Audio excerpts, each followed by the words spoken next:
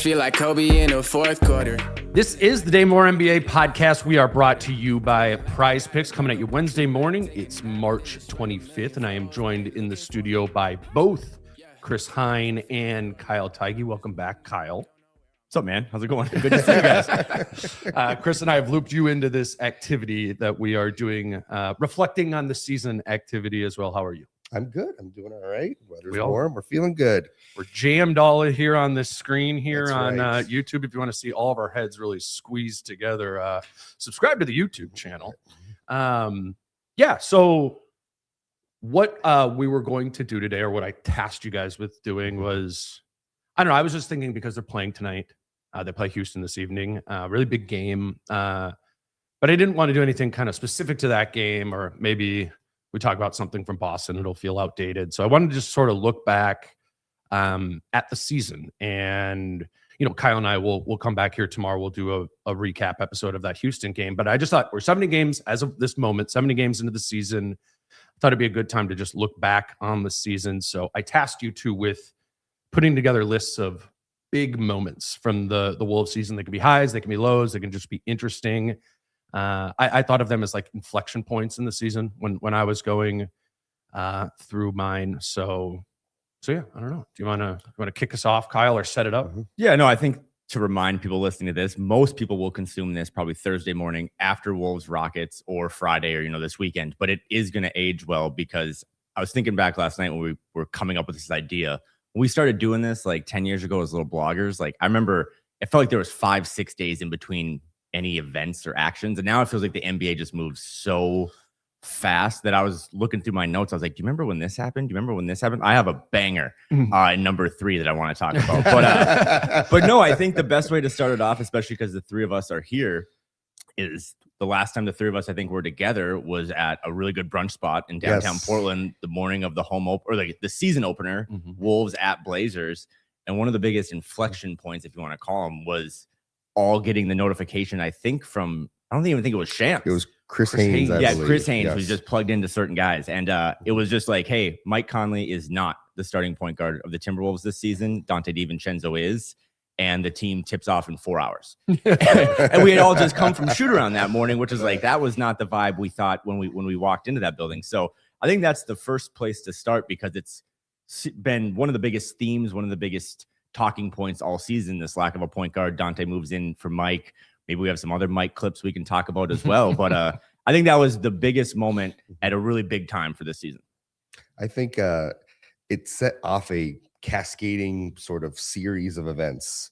That decision, one of the most consequential of the entire season, if not the most consequential decision, I think, for the entire season, because not only does it affect Dante, but it affects Mike, it affects Ant, because now we have this version of Point Ant that we didn't exactly think we were going to get, and all that has meant, both good and bad, I think, for this team moving forward.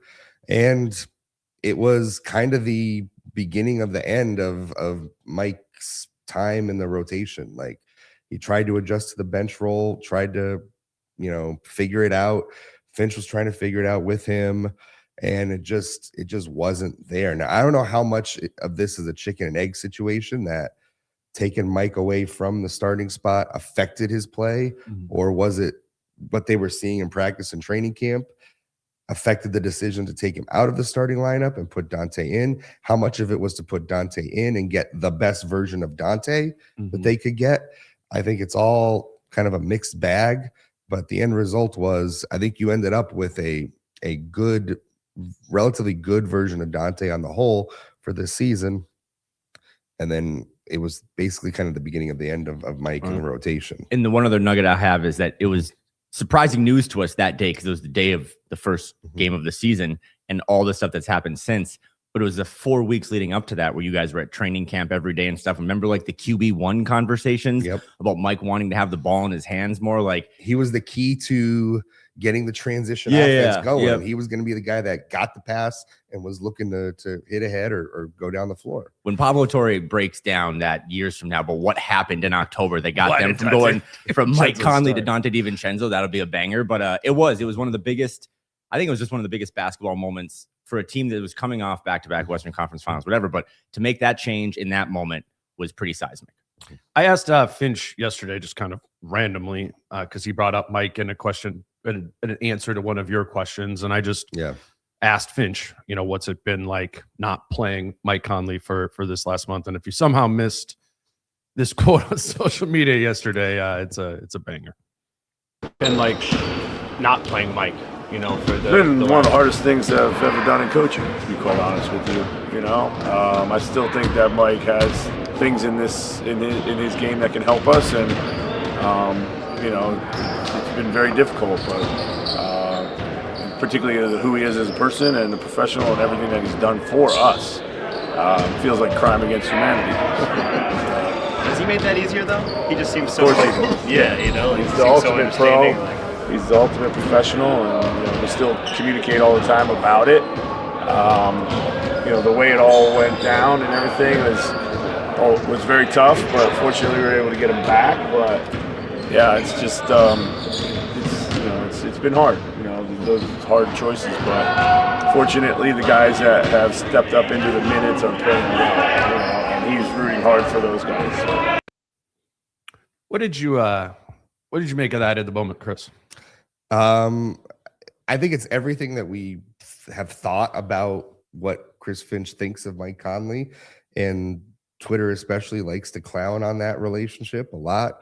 But listen, it's a very real thing. Like, Mike is a very beloved figure on this team by the coaching staff. I don't get the vitriol that is placed at his feet sometimes from I have a theory on some of it. Like, I think if you're like in your early 20s or younger, like, who is Mike Conley to you? Like, he's just kind of like he's maybe in your mind no different than Tyus Jones or something like that, like a solid starting point guard. And I do think the reason he's using such like hyperbolic language, like crime against humanity, is Finch has so much respect for Mike. And I think all the players do too, not just because of the person he was, but also because like people forget Mike Conley was like a really, really good player, obviously a couple of years ago, but you can go 10, 15 years back, and it's not quite Chris Paul level, but I think in the eyes of coaches and in some around the league, like, Mike does have that respect. And honestly, compared to Chris Paul, like, he has that respect without some of the baggage that, Chris Paul comes with having rubbed people the wrong way. Mike, the number one thing is Mike's rubbed people the right way. He makes all his teammates and his coaches, he's always just been such a leader and a staple of, I think, every team that he's been. I think he's every coach's that he's probably played for favorite player that he's played for. And it's not just because he's nice. There's basketball reasons too. I know that sounded so crazy, but I think it's really like kind of Finch paying homage to like what Mike's career has been. He's ultimately making the decision to be like, I don't think Mike's that good anymore. We have better options. Like you said in the answer, other guys are playing now, but I guess I'm sure he feels bad. Like, he just like he's the coach that is overseeing this transitional moment in Mike's career, and I'm sure. Listen, it's kind of sad, right? It's kind of sad. It's sad. Yes, it is sad, especially if you really like somebody. And think about all the times that, like, over the last year and a half, Finch has had to do this. He had to do it kind of last year too, when they had that moment where they switched the starting lineup and they went back. They went to Dante from Mike, like in early January. They made that switch. Then Dante gets hurt. Mike's back in the starting lineup 2 weeks after they make the switch. And then they just ride with that the rest of the season at that point. But he had to do it before, then he does it again. And then, before the trade deadline, he's not playing, or like that 2-gamer in Memphis where Mike was playing like 15, 20 minutes and just wasn't scoring or doing anything. And it's like, this is going to be different when he gets back from the trade deadline. And he's basically played, I think, 25 minutes since he's gotten back on the team, and or something like that. Garbage time minutes. One game did he get? He was like legitimately in the rotation, and it makes you feel like, listen, there's a human element to this stuff. Yeah, there's a human side to basketball, and I think if you follow our coverage, whether on here or in print or wherever, we all try to illustrate that too. Like these are real people, real relationships, real friendships, real feelings that figure into the dynamic of an NBA team. And this is one of the hardest things that we've had to see because Mike is so beloved on this team. I'm so glad Chris kind of worded that the way he did, because you are my favorite beat reporter, and that's really smart and good. Fuck you, Jace. All right. Shout out to Jace. And John. To me, it was the closest confirmation we'll ever get that Chris Finch has a burner and is online, because the way he looks at you with that question and into the camera, I mean, like, again, I don't really know what else is going on in the world. I'm really focused on the Wolves and what I'm doing this week. But like, Crimes Against Humanity is a hell of a banger to drop in the middle of March 2026. And it does. I mean, I still think we never really even hammered home what happened at the trade deadline, because I think the Io DeSumo news was so big. But it's like Mike was gone. And then, I mean, you guys are closer to this than than I am. But like, even people had told me that week that Mike wasn't there. Like, they didn't have anyone to break down the huddle. Like, they didn't, you know, and then Mike comes back. And in hindsight now, it's like, man, it's crazy that you had that question to Mike, was it in Memphis? When he's like, hey, do you want to keep playing? And he's like, fuck yeah, I want to keep playing. He would never say it like that. But then he basically signs back with the team knowing he has no role. Like, for a guy that wants to keep playing, when you start not getting minutes, or you start getting, like, Mike has an uphill battle now to get a job, I think, next season.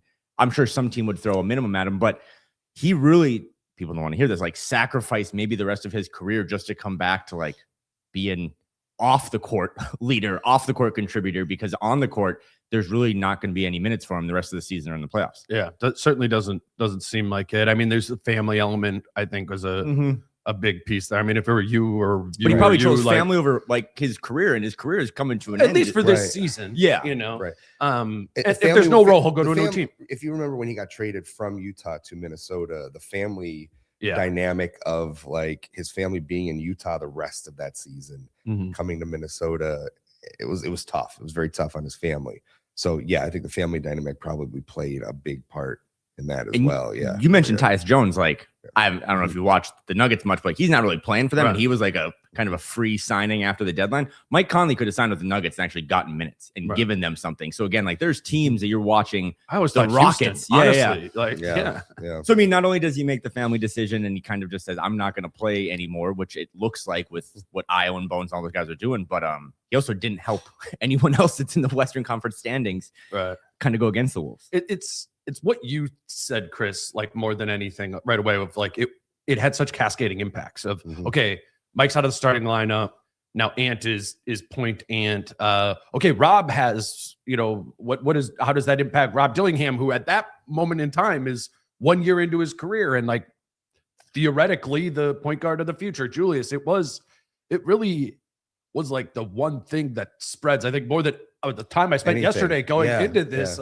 The trade was so weird. The buyout that got under the first apron, it allowed them to get Io in ways, you know, like things related to Mike Conley are very much an inflection point of this season overall, even how little and frankly how poorly he's played. So one thing I'll say to the social media crowd about whether it's Finch or the organization as it relates to Mike, everything that you guys were crying about on social media, the team ended up doing.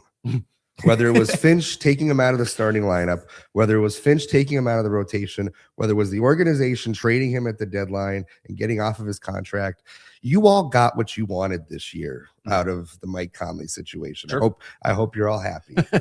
That's all. But they can't put MINN in the new logo, okay? Because that's the next social media beef. I will just say, put a close on it, because I'm glad you said this. You say this a lot. I think if you're like under 22. Like, just like Chris Paul stuff too. Like when you said Tyus Jones, I was thinking to Chris Paul, his career just went out with like a whimper. Like, it was like actually really sad. Worse than this for one of the coolest players of like our generations.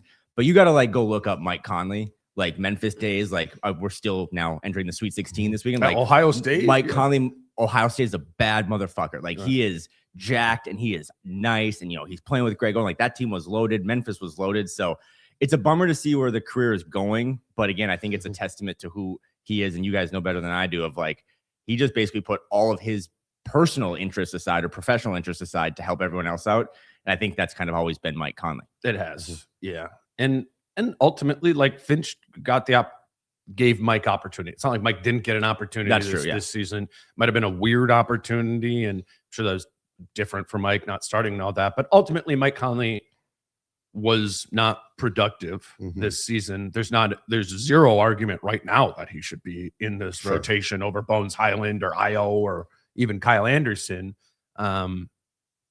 They got what they wanted, but also I think where we're at makes sense. And the pushback that I do think would be fair is like, well, if this is where we are, maybe it could have gotten there earlier. Sure. But right. You know, that's also a little bit easier said than it's done. Where this team should be right now. Doesn't mean you have to be necessarily happy about the way in which it all went down, especially as people that have covered Mike and we like Mike and yeah. I think we all had lists of 5 and we're 1 in, so maybe we might have. I know we might want to keep it moving a little bit, but I think we all probably had that one. That was the list. biggest one for me.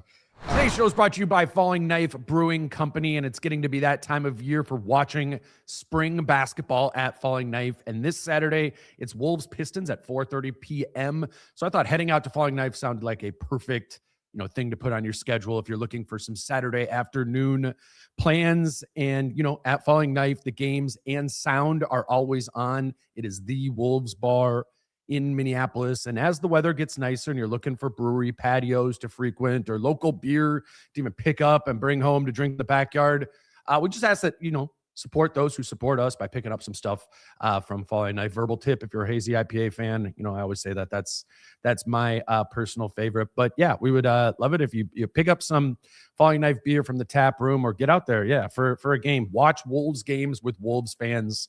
I can always do that at Falling Knife Brewing Company in Northeast Minneapolis. Today's show is also brought to you by Prize Picks, and let's make some picks for tonight's Wolves-Rockets game. I've got 3 Wolves ones I like for this matchup. Dante DiVincenzo to have more than 10.5 points. He's only scored in double digits once in the last 4 games, but I think there's space for him in the Wolves sort of antless backcourt to be scoring double digits consistently, and especially if Ayo Dosunmu doesn't play in this one. I just think Dante gets some more usage. I love this one. Kyle Anderson to have more than 6.5 rebounds plus assists. I feel like if Kyle Anderson is going to play, and he's going to play, I like him to kind of fill up every column but scoring for this team.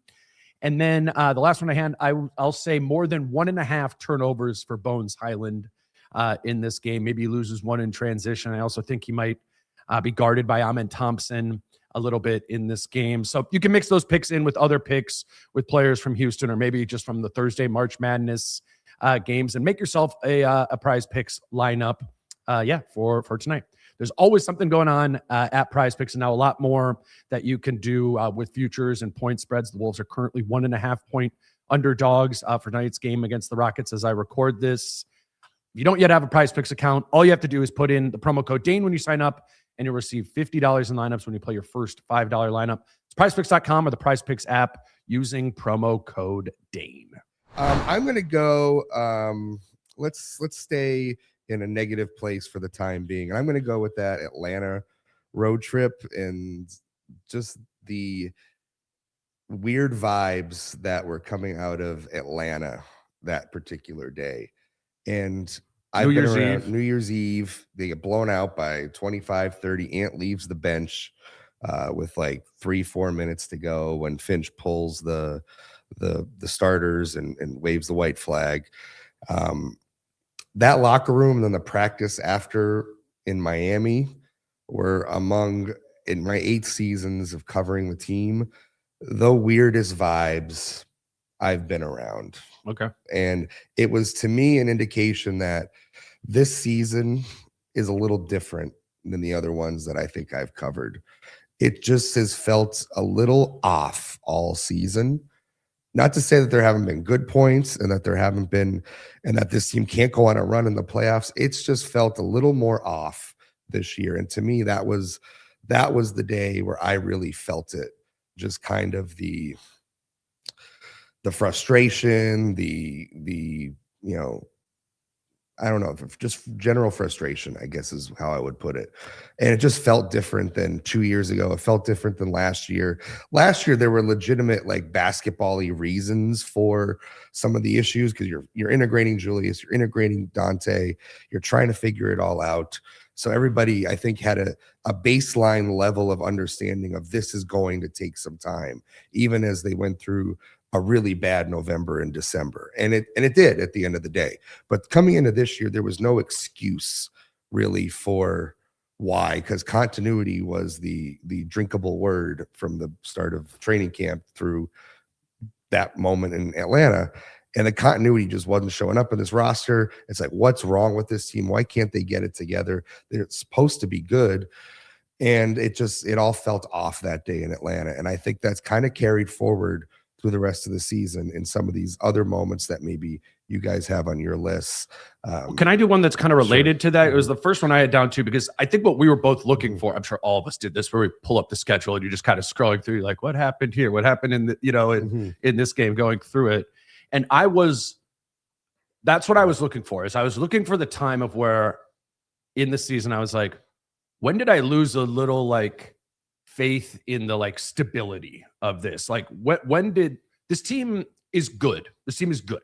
They're a good team, but there's a wobbliness to them, right? And that's been a defining characteristic of this team. Is there's been like 3 or 4 stretches of time where being around the team where you go, and they've gotten out of it every other time. I mean, right now included, like pulled themselves out of it and kind of restabilized. But a defining characteristic is that they're wobbly. So I wrote that one down too, but I went up a little earlier to the first loss against Phoenix, which was that one too. Yeah. Okay, so maybe we like kind of put them together. But do you know what I'm saying, Kyle? It's like the same thing of that was when I learned that this team just was going to be a little volatile. At that point, that's the 16th game of the season. They're 10-5 at the time. It's November 21st, right before Thanksgiving. So they only have 5 losses at this point in time. And 2 of them are against Denver. Okay. 2 of them are against the Lakers. I know the one was like the Austin Reeves game, and that didn't feel great, but like Reeves like played awesome. And it was, looking back at it now, it's a loss to the Lakers. So 2 against Denver, 2 against the Lakers, and then 1 against the Knicks in New York. You're like, those are all. That was when they couldn't beat any good teams. That was the narrative then. Yeah. Right. Yeah. But it was also, none of those losses felt bad or don't look bad in hindsight. And I remember, or maybe in the present, didn't feel that bad. The Phoenix one, and part of it was because we didn't think Phoenix was going to be really any as good as they proved to be this season. And it kind of like started off, because whatever, you lose 1 game on the road in November to Phoenix. That's like not a big deal. But I wrote down, it set off the first like chapter of the season where it was that road trip started with Phoenix, and they go Phoenix, Sacramento, OKC, and they lose all 3 of those games, including losing to Sacramento, and then right after that, they come home for that Boston and San Antonio 2 in a row. They beat Boston, obviously without Tatum, and then San Antonio they beat without Wemby, but they win both of those games. You're kind of like, okay, back to normal. And then they go on that New Orleans trip, which you and I were both on, Chris. Yep. And they win both of those games, but like we did pods after both of those games right out of the locker room. We were like, Ant said, and we're like 20 games in the season goes, it feels like we're waiting around for the playoffs. Yeah. That was 4 months early ago. December. That was early 4 December. months ago, dude. Like, yep. So I don't know. Like those New Orleans games were just a little bit goofy. And I think it just represented some of this wobbliness we felt here. They win those 2 games in New Orleans in a weird sense. And then they actually come back home and lose to Phoenix again. So I thought like those bookend Phoenix loss was kind of like that whole stretch. Yeah. I let go of a little bit of the idea that they were going to be a top team in the West. I want to shout out Kyle during this stretch here, because I think Kyle had the tweet of the year where he said, I think after, whether it was after Phoenix or Sacramento, where you Kyle's said, nodding. we're going to hear in a few days that they got together for a team dinner. And what happened in Oklahoma City? They got together for a team dinner. So, well, I just want to say, I don't know if it was because I was greasing your wheels, but I appreciate you, because at the time, let's just boil this back a little bit. You both looked at the schedule to kind of get an idea. I just Googled DaneMoore NBA podcast to look at the list of pods we did, because and let's talk about the Phoenix loss really quick in this big picture. Yeah. The Phoenix loss was because why? They didn't really have a point guard out there. If we were forget, like they blow that 8-point lead and like they're inbounding the ball. And like that was the first time where it's like, should Mike Conley be in the mix a little bit more? And that wasn't even the worst loss of the weekend, because then you go lose at Sacramento, and we recorded that night, and I was calling for all sorts of heads. And then I was like, Chris, they're going to have a team or players only meeting, to which you, I will remember, scoffed at that. Well, I was right. I told you, I didn't know this team. Yeah, they had a nice little dinner. Who organized it? Mike Conley. Yeah, exactly. They had a nice dinner at the one steakhouse in Oklahoma City. And then, but then it's funny because, again, then they kind of rebounded, right, with a couple wins. The Atlanta game, to me, is what I had written down. We did a pod after that one, and then I called it New Year's Eve Day Massacre, which I don't think is a thing. But shout out to Chris for being on the road and reporting back on all the vibes. Then they bounced back again, right? Because after the Atlanta loss, you're like, oh, dude, they're going to play the Miami Heat. They're spending the night before at Live. Like, it's going to get ugly. And then that was one of the best wins of the year at the time. Yes. But so this is we should mention this while we're piling on them right now. In each of these instances, they bounced back. They had 5 straight wins after that Oklahoma City loss. Yep. Those 2 New Orleans games were in there, but there were still wins. Yep. 5 in a row. And then after Atlanta, they won, how many was it here? They won 1, 2, 3, 4, 6 of their next 7 after that Atlanta game. I don't mean any of this is like bad. I mean, they just hit these different levels, you know, and this period of time, and I think stamped by the Atlanta game in that period was like, there was maybe some initial signs of this volatility in Phoenix in late November, but by the time we got to the end of December, it was like, this is kind of what this team is in the regular season. And they just have this inclination to just get in these collective moods as a team. Yeah. Moodiness is another word of the year, I think, for this team. And they just have this ability, like even after a 5-game winning streak or whatever, to just, they walk into the gym one day and it's just not there. Yeah. And then all of a sudden it takes them another week to get out of it. And that's kind of who this team has been throughout the course of the season. Love them or hate them. And after they go 6 of 7 after the New Year's Eve Day Massacre, they lose 5 in a row, right? Yeah. Longest losing streak, I think, of maybe the last 3 years. Then they bounce back with 4 wins in a row. And then the last kind of like, there was 3 moments this season I was like, that's the worst loss of the year. To your point, like now I'm starting to doubt them, was when they got absolutely spanked on that kind of LA back-to-back situation, which they've, I guess pseudo responded winning 4 of their last 6. But to Chris's larger point, I think that's who this team is this season. And that's what I'll remember is, they're Timberwolves, not polar bears, but like the bipolar bearness of just like, they'll have one good week and then the next week they come to work. It's just the vibes are off. The moodiness is very strong. And it's just been a roller coaster. I think more than the last couple of years have been. You want to take another one? Yeah, I'll just throw some quick ones. But you guys see so much and consume so much with how you're on the road and all that stuff. Do you remember when we used to track the Timberwolves are 14-0 when Jaylen Clark plays 14 plus minutes? Like that was one of my like that. That's the purpose of this podcast. It's like that seems like something that was I was a kid. That was like 3 months ago when we like that's a cool stat. And then Jaylen Clark just doesn't play anymore. But that was a fun little reminder of like how long the season is, because that was like. Every night Jaylen Clark plays, this team is really good. And Jaylen Clark, outside of the Boston minutes, has basically been buried on the bench. Yeah, it also was an interesting thing because it felt at that time, because that was in the beginning of the season, those where Jaylen Clark and if he played 15 minutes, they won time, where they were trying to replace Nickeil, like sort of by committee. And basically, what was happening at the beginning of the season is when Jaylen Clark was the committee that they chose for that night or got the opportunity that night. A lot of it they won. But I think it was more about, or I remember talking about needing to play Jaylen Clark because this team had clearly, watched it for a month. It was like, they don't have the same defense. And we're hearing them say we're a defense first identity. Yeah. And it just felt, I think part of that stat was it felt counterintuitive to what they were saying about who they wanted to be as a defensive team, not having Nickeil and being like, but actually we're going to play Rob Dillingham or Terrence Shannon Jr. or Mike Conley. And in that time, which I think was, I don't know if it was right because Jaylen Clark has not overall had a season. I just thought that conversation highlighted a bigger conversation about this team dipping down from being like an elite tier defensive team, our understanding of them being a top 3-5 defense and it being more of like 8th, 9th, 10th level type defense. And I think yeah, I felt like the Clark thing was an important piece of that narrative over the. But it does seem like it was years ago. It does when it was like Long this time season. ago. Yeah. Yes. And to me, that stat always was about, it wasn't about Chris Finch just throwing him out there for that number of minutes and it's automatically going to tick off in the win column. That stat to me was always more about Jaylen Clark. If Jaylen Clark plays well enough to earn these kind of minutes and stay on the floor, it affects how well this team can play, or at least that's that version of this team back then. It was never about Chris Finch to me. It was more about Jaylen Clark and how he was playing on a given night. Well, it's if he earned a role bigger than normal. Because remember when we said the role, he said, Finch said to me, he goes, well, Dane, what if the role is 10 minutes? Then, I would make the most of 10 minutes when I asked about Rob and TJ and Jaylen Clark, playing more. So it was like in the games that Jaylen Clark got an opportunity for the role to be bigger than the average of it, they won.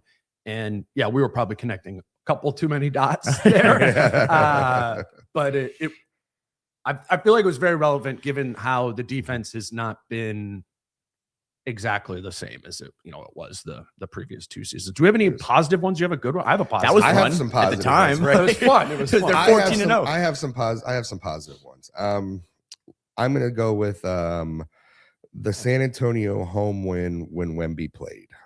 Oh, yeah. Good call. And I think if you are looking for, there's a couple different instances throughout the season where you can squint and see the best version of this team and what they could be in the postseason. But if you're really looking for who this team can be mid-April, it's that game. It's Ant delivering in the clutch. It's Julius guarding up Wemby in the final minutes of that game. Like, it's having those two guys at the peak of what they can be operating at, playing team basketball, and coming through in the clutch. Like, there's your formula. Like, there it is right there, right? That game. Bottle that against a top tier team in the Western Conference. And that is what it can look like moving forward for this team. And at the end of the day, it's Ant and it's Julius. It's them playing team basketball, playing defense, making sure that they're doing what's best for the team, not necessarily themselves. And that's the formula. That's it. To me, that is the blueprint.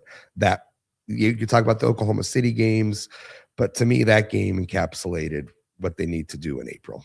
I wrote that one down too, but also underneath it of like, that game showcased the importance of Julius Randle's defense. Now I'm really on that of any of these first round opponents that they're going to face.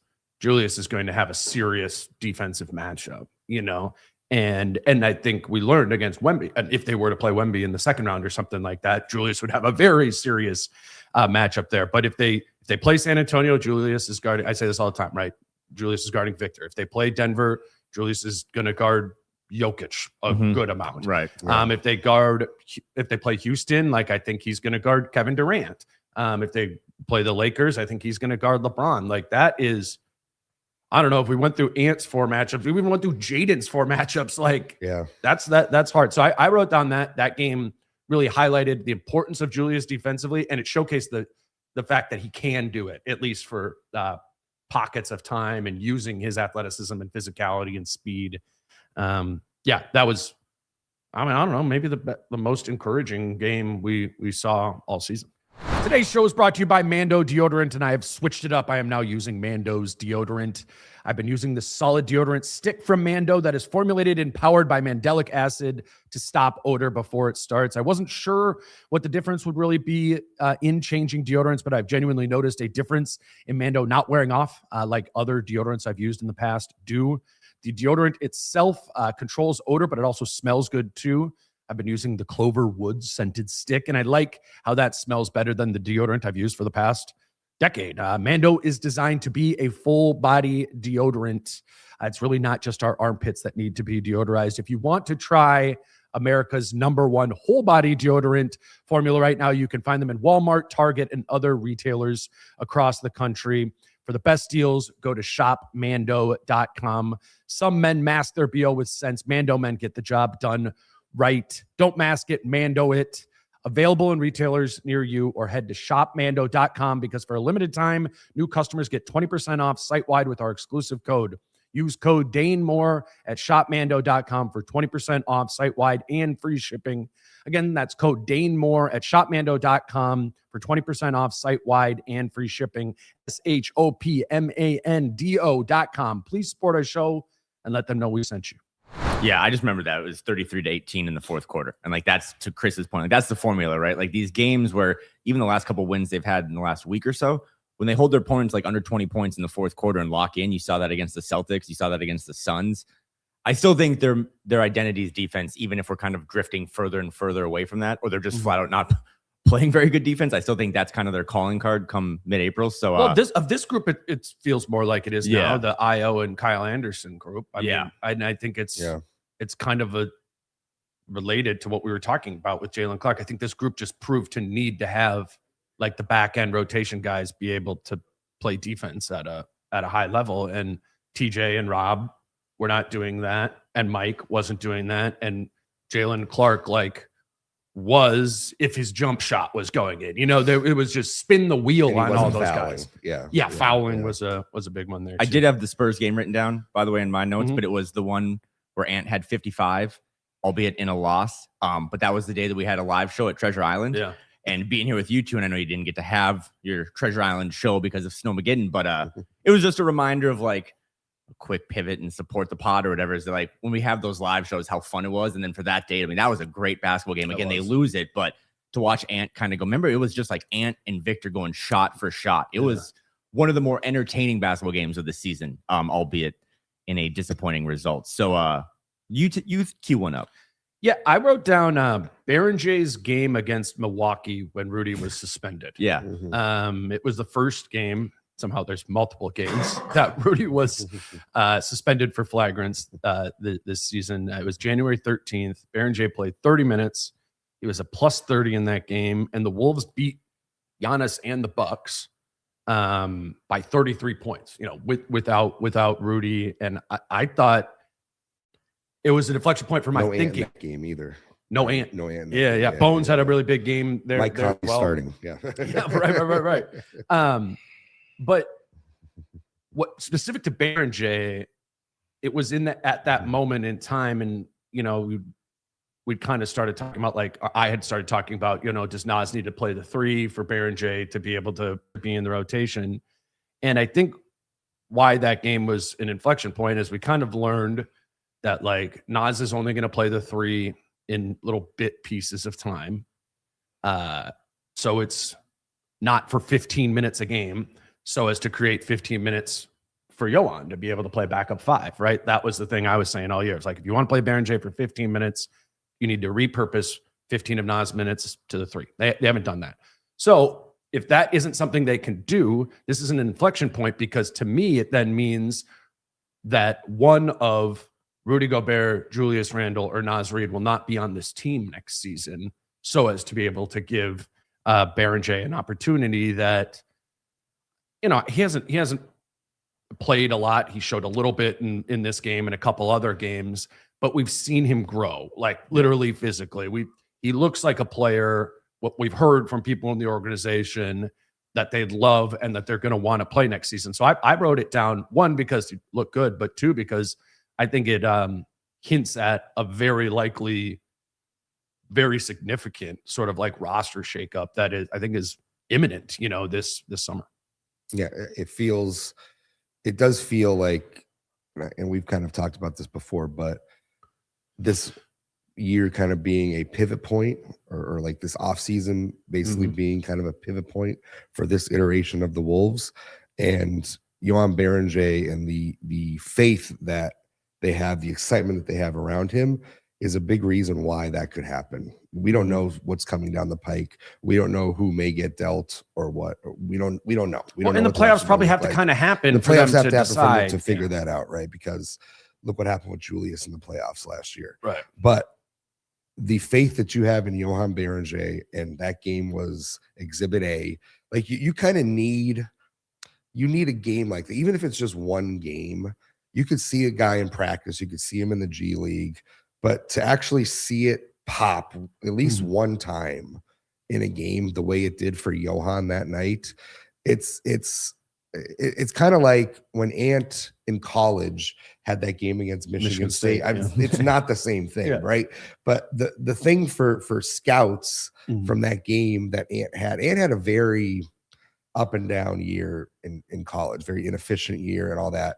But when you see it happen that one time and it's like, that's the guy, there it is, right? And it happens on a decently big stage against Giannis, that gives you the faith that, okay, even if it's just one performance, this is the guy we can have for the future. It makes you invest. Yes. Those are like, it makes you invest more in it. And that's the month. Like, I would just be shocked if they are not fairly heavily invested in Johan Beringer next season. And there's 96 minutes that you can play big guys for. And you like Rudy, Julius, and Nas all play 30 plus, like that's just math. And just to add on to that and play a little devil's advocate, and I want to give Chris credit because he talked about, I do think you have to talk about this team sometimes and bake in like the social media experience, because a lot of listeners like my dad have no idea what's going on. But what I remember with that Beringer performance against the Bucks is that, okay, here comes, baby Baguette. Next game, 7 minutes against the Rockets. Yeah. Right. 1 rebound. No, like almost a Tony Snell. And it if this is a time capsule pod at 72 games into the season, you do have to, it kind of highlighted like, okay, this young player had a really good performance. Can we build off that? And the next game was a complete dud. And it reminds me of, you said, to play devil's advocate, like I expect him to be a big part of what they do next year too. I do too. But I also remember how Terrence Shannon Jr. kind of finished last season, and then how he'd been hurt most of this season. But like, that was one of my things too, is just like the disappointing performances of all those guys. Jaylen Clark had his moments, but he's out of the rotation. TJ, I mean, how many people told all of us like, 17 points a game, like he could be a big guy off the bench for us. And it's like, I have to chat. I don't know if he scored 17 points this season. Like it's right. No, you're the totally young right. guys again for another year. Like you have to, again, in a time capsule, point out that the Io and Bones thing, which I think you've talked about enough this week and we'll continue to talk about, is awesome, but it is making up for mistakes that just haven't panned out. No, we don't know. I think with Beringer compared to TJ and Clark specifically, one, he's the 17th pick. TJ is the 27th pick for sure in a weaker draft, and Jaylen the year before that was like 53rd pick. Just from an investment standpoint of like, though, especially Jaylen and TJ were like not stocks that you were buying to explode. TJ's 24 when you drafted him. Like, you're trying to get a role player there. Jaylen Clark, of course, you make that pick only with a role player. Right. With Beringer, it's a higher investment point, and therefore theoretically a higher ceiling. Now you could counter that with, well, what about Rob Dillingham? He was the 8th pick. You know? Yeah. So I guess part of me saying this is just personally, I think I see the skill set in Beringer. It's a fairly simplistic one. Like he doesn't have the same. His duties of like acclimating are such an easier task than Rob Dillingham's playing point guard, right? Like a energy 5, set screens, understand defensive coverages, don't foul, rebound. Like there's just the runway is like way wider, way easier for Beringer, I feel like, to stay on, but also has a high slope of like what it could get to.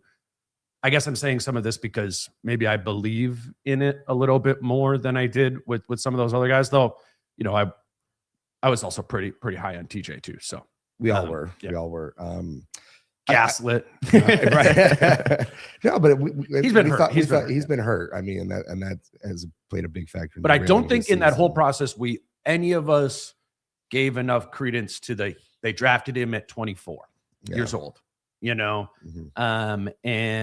I know some of that stuff is evolving, and there's going to be like a lot of seniors drafted in this draft, and NIL, and some of that stuff has pushed it back. But historically, guys who enter the league at 23, 24 years old have careers that look a lot like Terrence Shannon Jr.'s are. If we just run the numbers Oh, on it. You know what I'm saying? With that. Robbie Hummel, Yeah. you know, like those guys. TJ's working for Amazon Prime, calling games with Austin Rivers. He was on. I think just to close on him, because he was a big part of how we talked about in October. Like that was no, not Robbie Hummel. But we didn't. I don't think we talked about enough the loss of Nickeil. It was just, again, things were moving so fast, and they're going to do it by a committee. But the head of the committee in October was going to be TJ. Yeah. And that just never panned out. And I do think you get a little concerned because, yeah, he's already kind of in that window where it's like they drafted him late in the first round and they drafted him as an older rookie to produce right away, right? Like Johan's 19. Like he can take 2 more years before he can drink and figure out rebounding.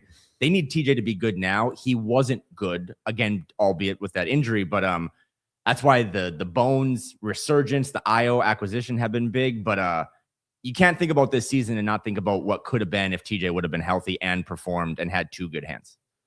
But it also just undermines the fact, or underscores the fact that at some point in the near future here, you gotta have your draft capital develop. Bingo. Or else this team is going to fall apart. Right. And you gotta create space for these guys to play and develop. And that time is coming quicker than normal. And you accelerated that by dealing what you dealt for Dillingham, giving up more draft assets, turning that into IO. So to me, like re-signing IO like has to happen. Yeah. You have to. Yeah, I'd love to be his agent right now. Right. You have to make that work in the offseason, because you can't be. You have to name the new stadium. And Tim Conley said, this is a long-term move. We're not just getting him here for 30 games, XYZ. So it is in their plans to do that. They got to make sure they do that this offseason. They got to make sure that Johan works, because no other draft pick in the Tim Connolly era has panned out so far. Yeah. And they gave up so much to get Rudy at the start of it. They gave up what they gave up to get Rob, returned into IO. And the draft capital has turned into stuff that has, and players that have been very helpful and have elevated this organization, but the draft picks themselves have not. And Johan is the best chance to have a hit with one of the Connolly draft picks so far. And it's why I think it's going to get heavy investment. Yeah. Like of minutes. Like I for that reason, I think Beringer will be given next season at a minimum what TJ was given this year, which was TJ was hurt, but when he was healthy, he played like every game. You know, I think, or I should say, I think that would be logical to be giving Beringer that for the reasons you list off there, Chris, of like, this has to be something here. You need to, it's like the idea of what I'm saying here of losing like one of Rudy or Julius or Nas in it by trading them. Like it sucks. Those are like those are 3 of your 5 best players. Right. Yeah. But you need to do this thing in roster construction in the NBA where you are filtering out your more expensive players for cheaper, younger players and kind of churning along the process of it. I mean, there's a very like obvious idealistic situation of how this works. You trade one of those 3 bigs we're talking about, you know, plus maybe another player and a pick for like a really good point guard. Like that would just make a lot of sense on paper for this team next season. So I just think there's a lot of factors converging, or at least as many factors converging for his opportunity from a roster standpoint as TJ had when there was opportunities converging because of roster construction, things of Nickeil Alexander-Walker leaving. Like it would be very weird, I think, if it's Thanksgiving next season, we're like, Beringer isn't in the rotation, right? Like that would be weird. That would, something would have needed to go really sideways there. You got another one? I got rapid fire one. So give me, if you got a better one, you start. No, I'm mostly at rapid fire at this point too. Just a couple quick ones. I mean, Chris getting TikTok. That was big. That was recent, but first post was a banger. I hope we lean more into that. Dane, you fixed sports journalism. So I want to give you some credit for that. That's right. And then again, the season just moves by so fast. The funny Jaylen Clark stat, TJ, changing the point guard thing. But from a fan perspective, and I think moving forward, people waited so long for the Kevin Garnett bridge to be mended. And I really feel like that just kind of came and went as a press release. I know he just did an awesome 28-minute interview with Michael Grady. And from what I've heard, it was more like an hour, and the 32 minutes they had to cut were all just a lot of swearing. Yeah, because that's how Kevin Garnett talks. Who among us? But I mean, that was such a big moment, and it'll be brought back into everyone's life when they do the jersey retirement next year and all that stuff. But if you were like or at a playoff game, yeah, like a longtime fan of this thing, or you're from here and you know how much you mean. Again, the Grady interview is top notch, but you waited I do that all the time. Like, you wait so long for a certain thing to happen that it happens. You just kind of like, okay, and then you just keep moving to whatever you're anxious about next. Yeah. But that was a really cool thing to happen to close a really nasty chapter of this organization. And now you bring up a lot of different questions moving forward, building around Ant, unlike the Wolves could never really build around Kevin Garnett. But I think that was a cool moment, and I'm excited to see how they integrate him more into, the franchise that he built, basically. Today's show is brought to you by Thrive Market. And when we are ordering groceries, we're using our Thrive Market membership to get groceries delivered straight to our home. And I love it because it only costs $5 a month. Thrive Market is a membership-based grocery service where you can shop from wherever you are simply by hopping on their app. And the membership breaks down to just $5 a month, giving members access to weekly sales, personalized shopping, and peace of mind, knowing there's no junk in any of the products that they carry. Instead of paying fees on every grocery delivery order, you pay once for the year and benefit from it every time you shop. And there's no trade-off for good tasting foods. The memberships give me access to brands, flavors I've never seen in my local store. I really have discovered a lot of things that I like that I hadn't tried before.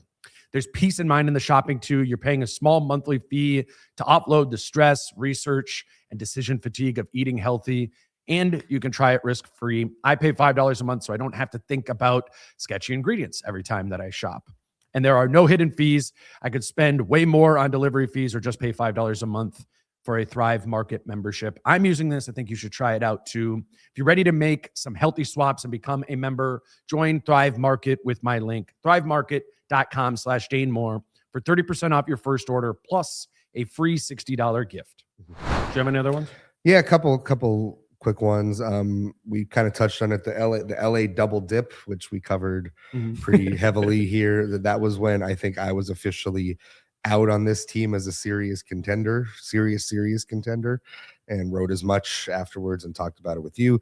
I actually think the Phoenix win recently was a sneaky high point in this season. Like, and we touched on it a little bit then too, but like, if they lose that game and all of a sudden Ant's out and Phoenix is one game back of them for the 6th seed, like, bad vibes meter would have been going up potentially off the charts at that point. Like, the panic meter would have been full on, like, everything. Them winning that game and putting at least a little bit of separation between them and Phoenix for a guaranteed playoff spot, I don't think we necessarily gave that enough credit in the moment as like not a season saving win, but like okay, we can survive this stretch without Ant. We also have a formula to win without Anthony Edwards in the lineup, and we've seen it now. What's their record? 9-5 without Ant this season. So to me, that was emblematic of just how they've been able to lock in and find this version of themselves without Ant. And then I have in my notes here, Golden State lost at home. Yikes. That wasn't good. The other one, yeah.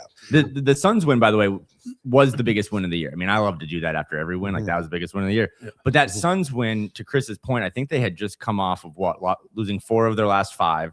They lose again to OKC, and that was when they just kind of, the vibes around the quotes there were like, we don't really have a chance against this team. Then you come home, you have no Ant.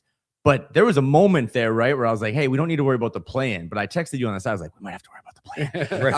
And that was a big win because now when you look at the standings a week later, they are 4.5 games clear of the 7-seed Phoenix Suns. But there was a moment there where, to Chris's point, like, are they going to fall not only out of home court, but they're going to fall into having to play that week of, that traditionally having that week off has been good for this team to focus, a team that doesn't always focus. But that was a scary point. That was like another inflection point of, if they go on to do something in the playoffs, you'll probably look back at that Suns win as a big moment. Yeah, like kind of provided like a floor, that allowed them to be out of the play-in for sure. One I had written down, it's hard to like pinpoint a game specifically for this. I have a couple. Ant became awesome at the end of games. Yeah. Right. Yeah. Like, Yeah. I mean, that's just now kind of become accepted as something the Wolves have like figured out now. And I think that's like kind of true. He is deservingly in the mix for clutch player of the year. When you look at what he's done, I mean, that Toronto game in Toronto was absolutely that. I know they lose on Christmas Day against Denver, but what he was able to do there, the San Antonio game that we were talking about. I mean, there is a lot of opportunities or a lot of instances that we can point to of this team really figuring out end of games through Ant, which I don't know if you're listening to this or this is your first year following the Timberwolves and Anthony Edwards closely. That was not the case with the Timberwolves and specifically Anthony Edwards at the end of games. Clutch time was his worst time. Which was funny because he like second or third in clutch player of the year last year or something like that. Which shout out to Kendrick Perkins, my guy. We have there's cool things about it too, but man, have we lost some objectivity around Anthony Edwards. I was telling Chris about this like last week. I was listening to a couple like going on a run, was listening to a couple podcasts. And I know like it was the Monday after the OKC game, and so everybody watched that game. And Ant did an incredible job on Shea in that game. But I was listening to this pod and they're like, I think a couple people saying like, I think Anthony Edwards is the most competitive defender in the league. And I was like, what? Like that, like it elevates. That was awesome there. It's an interesting thing in covering a superstar player where, and I do the opposite side of that. I dig in too much into the things that are like potential flaws and not flaws. And maybe sometimes I would do better to just take a 10,000 foot look at Ant specifically. I'm like, oh, it's just awesome.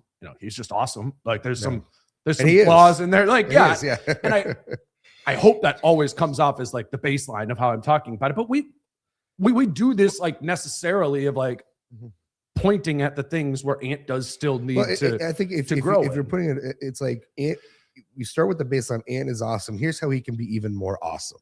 Right. Is kind of the approach that you generally take when you're covering this team. It's like, these are the ways in which he can really be an MVP level player, like not just second team all NBA. Right. And that I think is what you try to do, what we all try to do when it comes to Ant coverage. And just because he's so cool and he is so athletic and he is so fun and all of those sort of things, in my opinion, he has like prematurely been elevated into the MVP like conversation when the MVP guys there, are Wemby, Jokic, SGA, Luka. Like, I don't think yet that Anthony Edwards is at that level, but that's the perception out there. So then I feel like a hater, for like for saying that, when I think he's more at like the top of that next group, like above Jaylen Brown and Donovan Mitchell and Jalen Brunson and those guys. And it's just an interesting thing to do while covering a team, to have like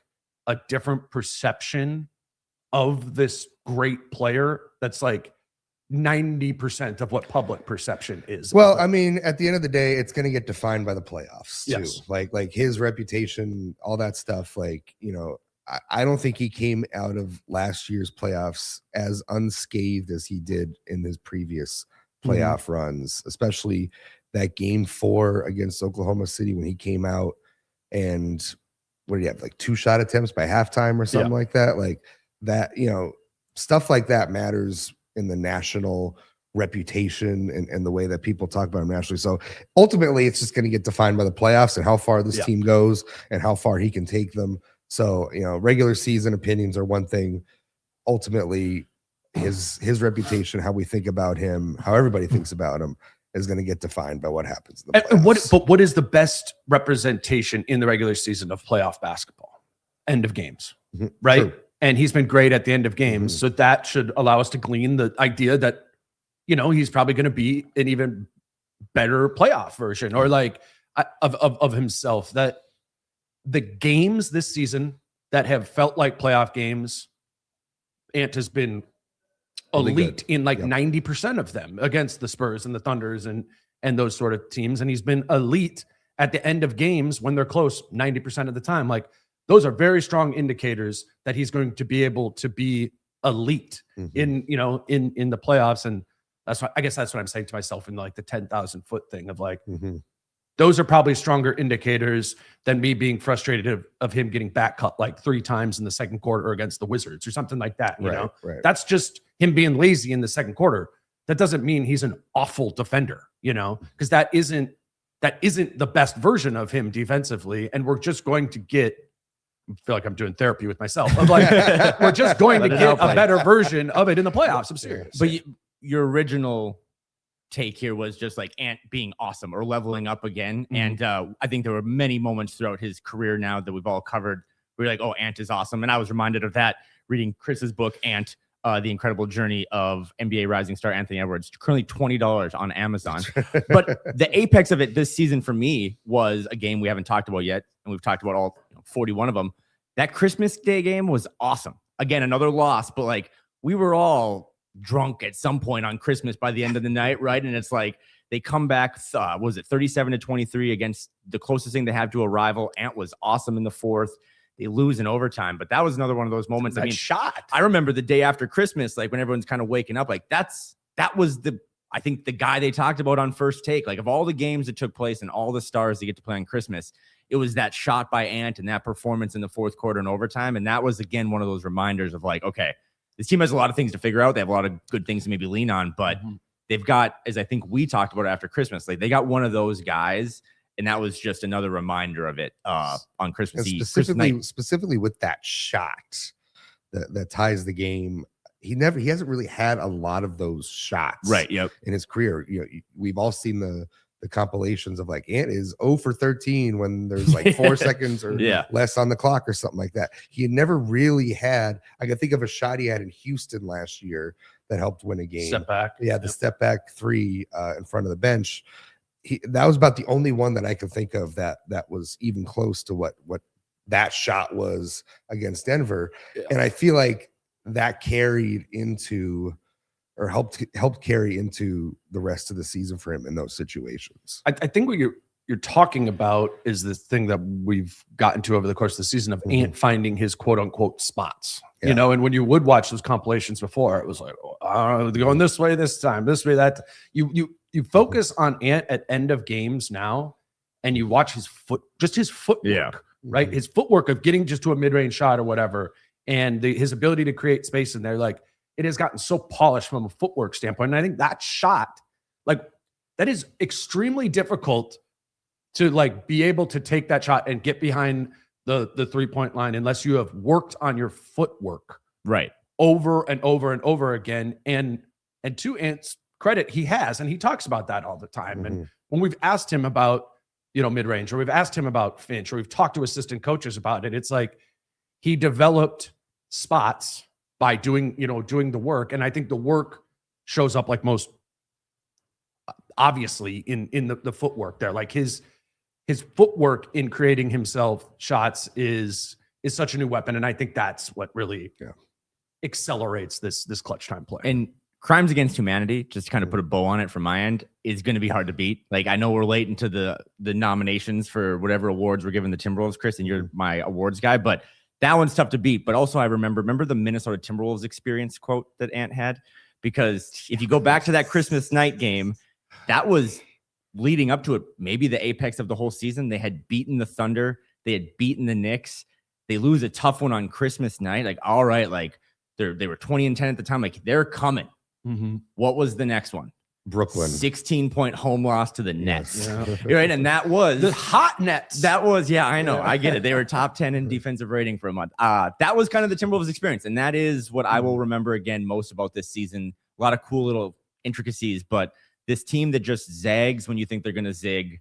And when it's at their lowest, they kind of rebound. And when you think you can finally buy that stock, they crater a little bit. And I think that sets you up well for the next 10 games.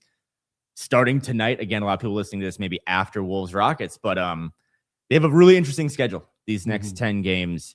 A couple Pistons games without Cade Cunningham, but I'm fascinated to see not only where they fall in the West standings over these next 2 weeks, but also who they play, because I think that'll be the biggest talking point we all have in this show moving forward is Lakers, Wolves, Nuggets, Wolves, Rockets, Wolves.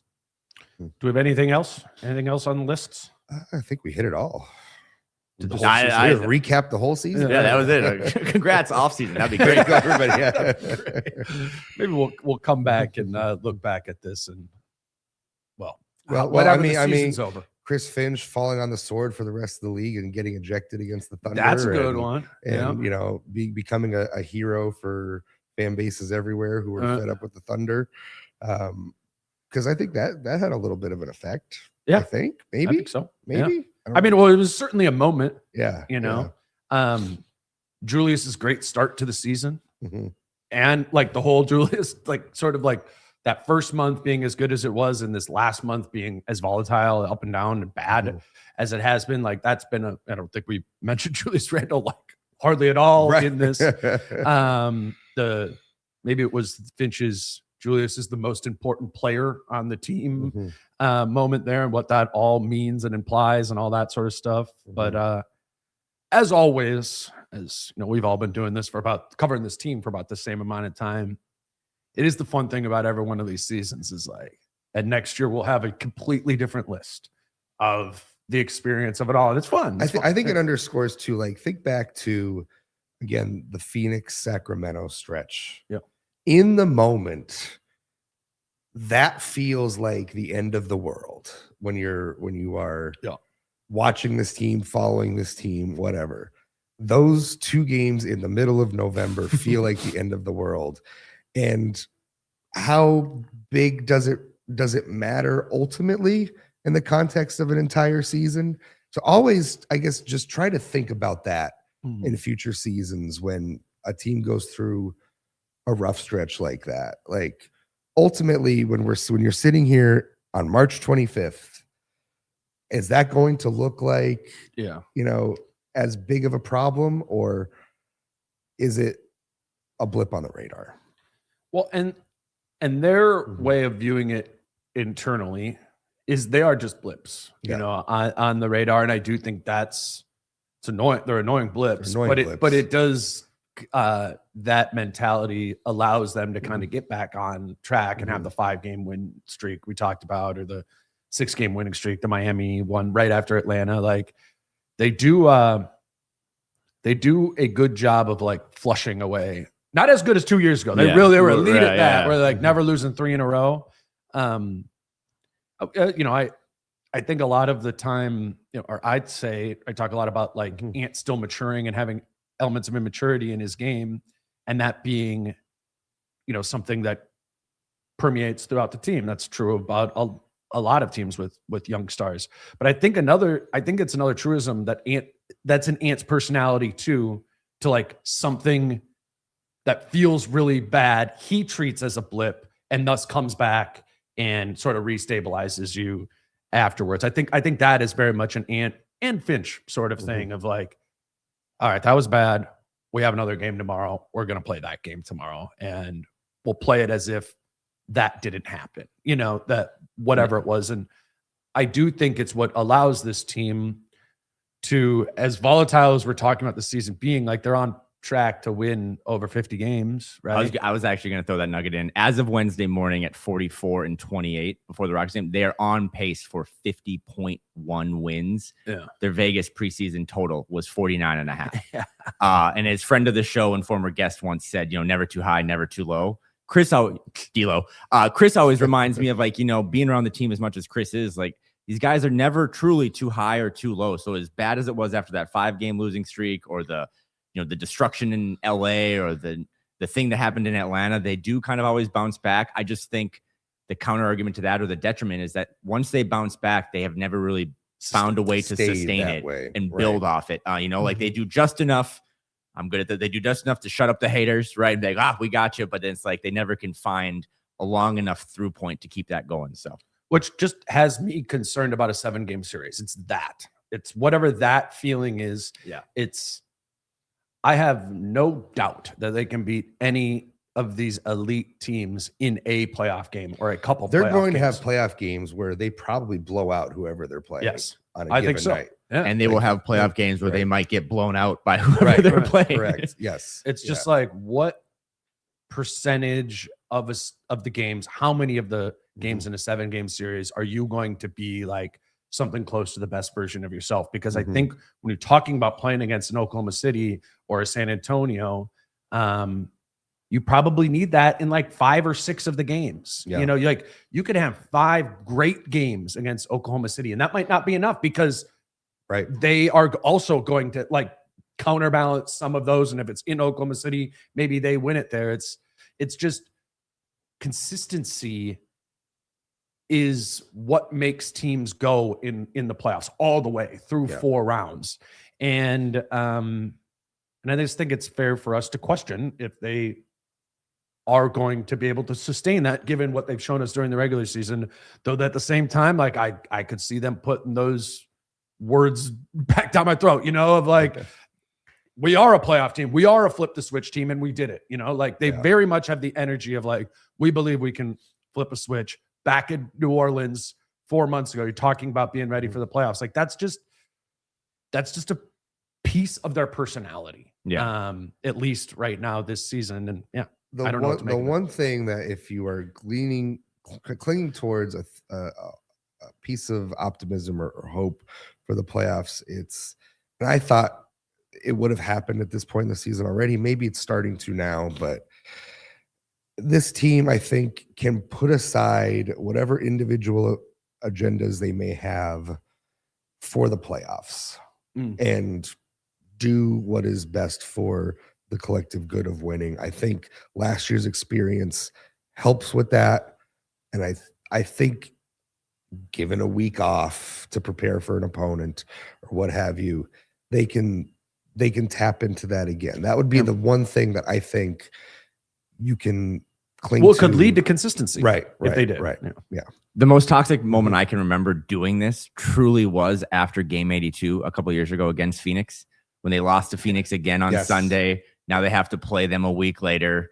Like that to me was because that was a really fun season. Like they had won so many games and then tripped on themselves the last lap of the race and kind of fell back. But that was as toxic as it was. And I'm not even saying they deserve the benefit of the doubt here, but no one thought, not no one, but like there was doom and gloom going into that Sun series. Sure. And I said they would win in 5, and I was again wrong because they won in 4. You know what I mean? So like they do, to Chris's point, once the lights get brighter, they have shown a propensity to, try to level up, but I think it's a dangerous way to live your life. Dangerous game to play. So yeah.